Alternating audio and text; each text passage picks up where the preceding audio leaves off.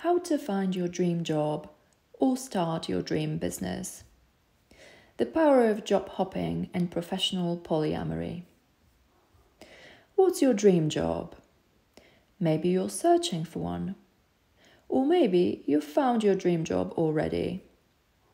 As individual and collective consciousness is rising, working a job that only pays the bills and is more or less okay is not enough for an increasing number of people.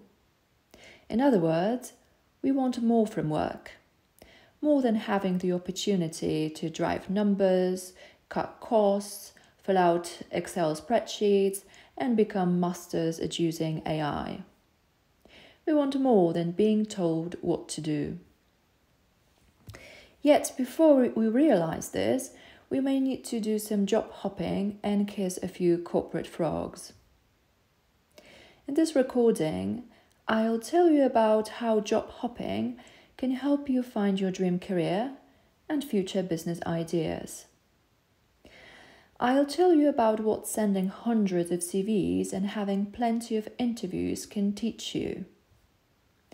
I'll tell you about why you should pursue a career in line with who you are and not settle for less. And I'll also tell you about how to like Mondays for the rest of your life, or at least for a while. Let's dig in. So, not sure about your dream job or business idea? Be polyamorous. Finding your dream job or business idea is not a small thing. It's huge. If you work, let's say, 40 hours per week, you'd better at least like what you're doing professionally. Waiting for the weekend is not a long-term life strategy.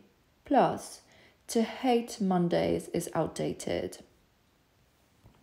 Now, legend has it that some people stay at the same workplace for 20, 30, 40, or even 50 years. It's beyond imagination for many millennials and Generation Z who may see such loyal employees as some sort of corporate dinosaurs. After all, today we have many more work opportunities than our parents did. It's easier to start an online business too, also when you're employed. So why not experiment a bit? Much as I don't mind enjoying a stable professional life, I believe there's a time, usually at the beginning of your professional career, when doing some job hopping can help you settle into a long-term career that you will love. It can also help you go from employee to entrepreneur if you have a clear idea of your dream job. For this reason, consider trying out a polyamorous approach to job hunting and working in general. Some people may have always known what they want to do professionally. However, I don't think the majority of us are in this group. We may have a vague idea of what we like and dislike, but we may also have difficulties translating our vague preferences into pursuing a career or business idea that is right for us. From my experience, to find your dream job or the right business idea, two things are essential. Number one, inside job.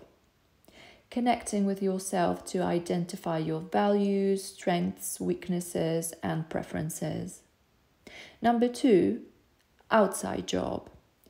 Trying out different jobs, also known as job hopping, or projects/approaches to clearly understand what you want and don't want to do. Job hopping has both advantages and disadvantages. In this recording, I'll tell you how you can use it to your advantage. Here's my story in a nutshell. Finding my dream job, writing and creating digital content. Today, I'm a non-fiction writer and a digital content creator. However, before I settled into this career, I had done plenty of job and industry hopping. When I was a student, I freelanced as a teacher, writer, and translator. I loved the independence and flexibility that came with it. However, when I moved abroad to London, I couldn't afford to be a freelancer anymore. I needed a steady income almost immediately. I had to learn how to be an active job hunter. As a result, I worked plenty of different jobs. My professional experience included waitressing, polishing glasses, teaching, translating, office management, project management, selling, purchasing, logistics, finance, and HR. Still, knowing what it means to freelance, I was missing independence and flexibility. I hated office politics and corporate rules too. I was missing freedom. My first office job was not my dream job. To gain office experience, I did my first internship at an office in Birmingham, UK. For the first time in my life, I got sat down at a desk. I was instructed to spend the next few hours sitting, typing, and clicking, cooperating with the computer screen, clicking the mouse, entering data, and filing papers. I was also expected to come back the following day, same place, same time, to do exactly the same. Nobody was interested in everything that my university professors taught me. Ouch. Even though I liked my co-workers, my first office job was a shocking experience.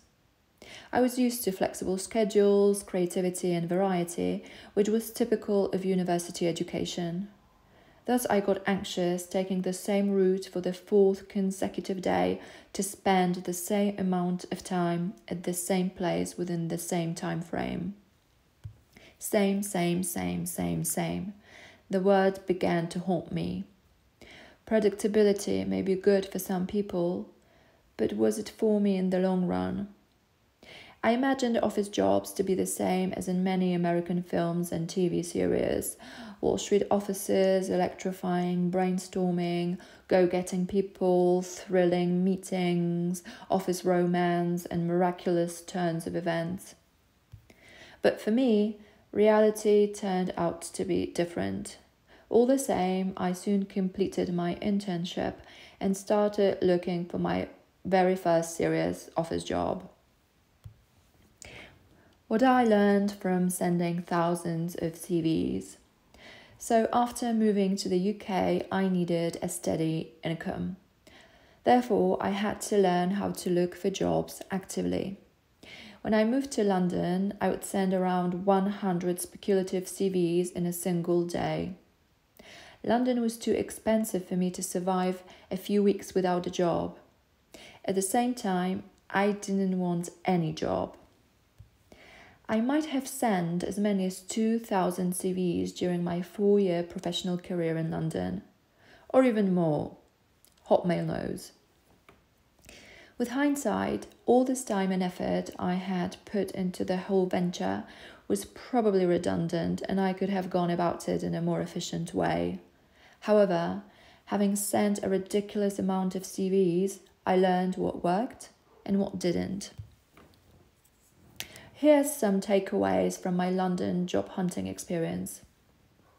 Number 1, I kept tweaking my CV until it became attractive enough to bring me at least 5 calls a day in response to my applications. In other words, I learned self-promotion. Number 2, I repeated the verses from my CV so often that talking about my skills and experience felt like the most natural thing in the world. In other words, I gained confidence. Number 3, having attended tens of interviews in London, I got to the point that I couldn't even force myself to be stressed anymore. In other words, I practiced composure. Number 4, in 95% of cases, after interviews, I was told I was the perfect candidate. Of course, out of those who said that, maybe 1% did actually call me back with a job offer or a follow-up. In other words, I learned how to manage my expectations. What I learned from attending job interviews. If you don't know what you want to do professionally, active job hunting can teach you a lot, especially attending job interviews and meeting recruiters. The sheer number of interviews I had, the companies I visited, and the recruiters I met, they all taught me to better understand employer-employee chemistry and pick up on a company's culture almost immediately. They also helped me gain plenty of business experience.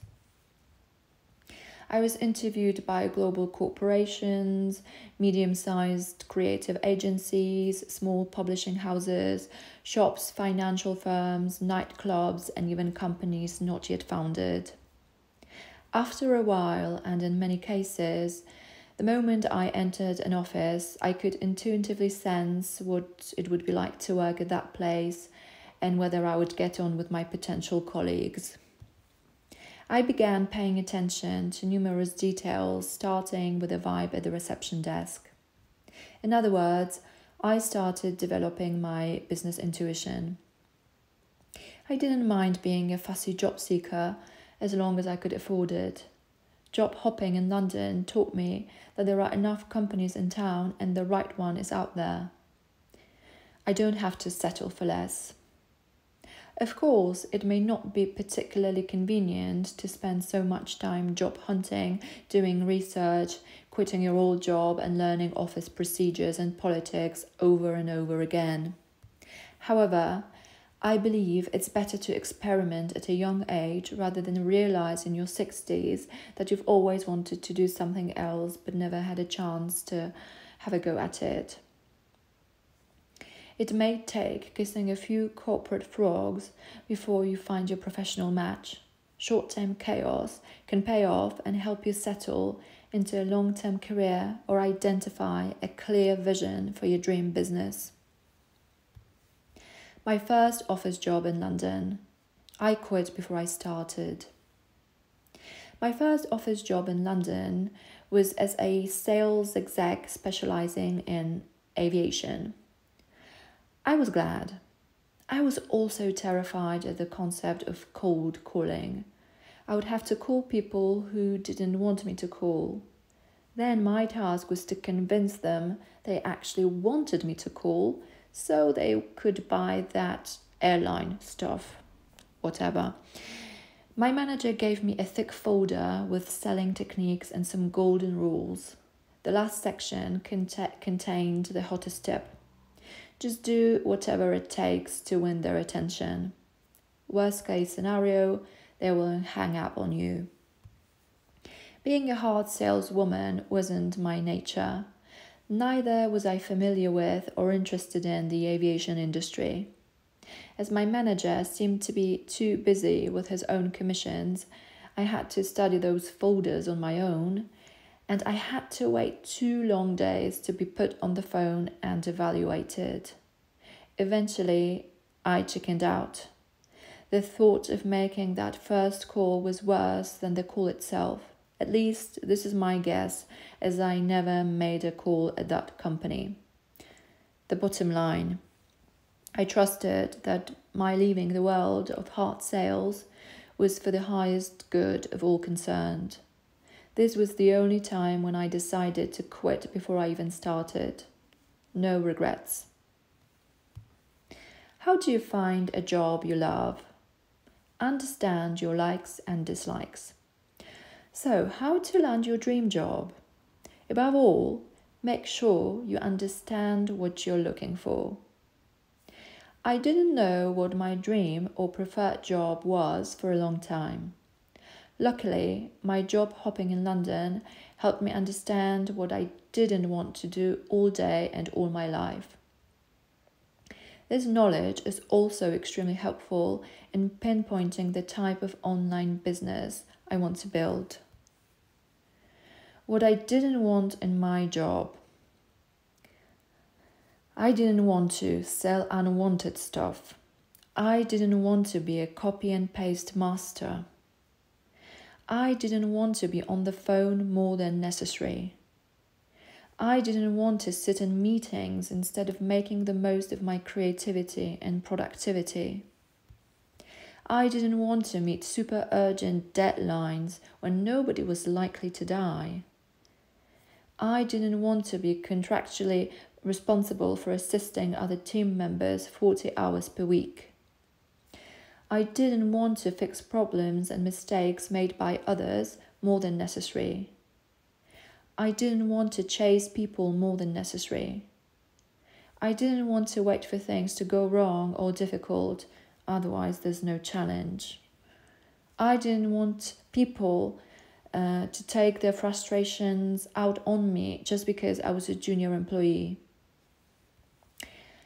I had to learn most of these don't wants the hard way. Eventually, I discovered that I preferred generating ideas and creating content. I wanted to be my own boss. It turned out it was possible in a startup environment. I soon had an opportunity to create my one-person content team. This also gave me plenty of business ideas. My dream job means creativity. How do I find my true passion for a career? A few years ago, I was obsessed with this question. Therefore, I decided to take a 6-month career break after working in purchasing and project management and not being passionate about it. During my career break, I set up a community page and a blog about London. Then I started writing my book, The Power of Displacement. This is when I realized creativity is what drives me in life.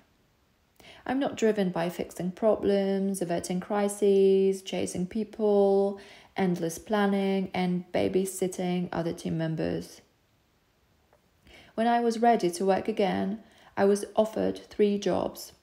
I had difficulty deciding between project management and marketing. I had always wanted to work in digital marketing, but I had experience in coordinating projects.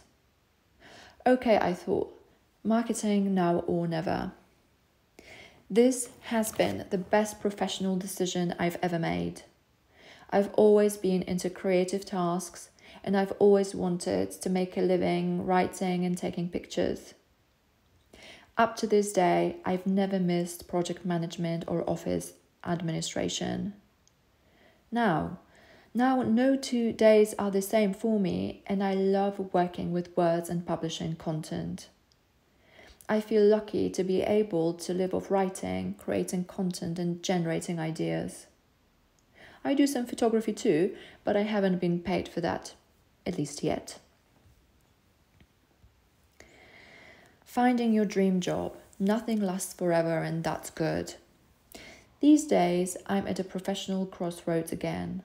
I'm redefining my career path. To be more precise, I'm feeling drawn to entrepreneurial endeavors.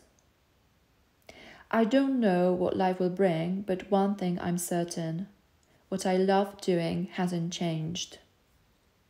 My job hopping and professional polyamory helped me understand my assets, strengths, weaknesses, likes and dislikes.